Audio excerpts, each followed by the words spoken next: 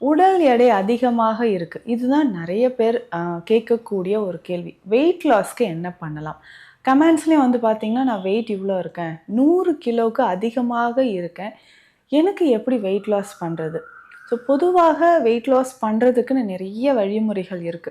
நம்ம என்ன நெனச்சுக்கிறோன்னா, உணவு முறை அதாவது அ ஃபுட்ட வந்து கம்ப்ளீட்டா நம்ம வந்து சாப்பிடாம விட்டுட்டோம்னா, டக்குனு வெயிட் லாஸ் ஆயிடும் அப்டின்ட்டு. இதுலயுமே முக்கியமா நம்ம என்ன நெனைக்கிறோம்னா, காலையில பிரேக்ஃபாஸ்ட் எடுக்காம விட்டுறது. இல்ல நம்ம மதியம் சாப்பிடுறதில்ல, இரவு சாப்பிடுறது. இந்த மாதிரி நேரம் தவறி உணவு எடுக்கிறதுனால கண்டிப்பா வெயிட் கெயின் ஆக ஆரம்பிக்கும். நம்ம செய்யக்கூடிய சின்ன சின்ன விஷயங்களால கூட வெயிட் கெயின் ஆகுது. இத மறக்காம நம்ம கவனத்துல வச்சுக்கணும். அப்படி என்ன விஷயங்கள் அப்படின்னு பார்த்தோம்னா, இரவு உறக்கம் இல்லாமல் இருக்கிறது.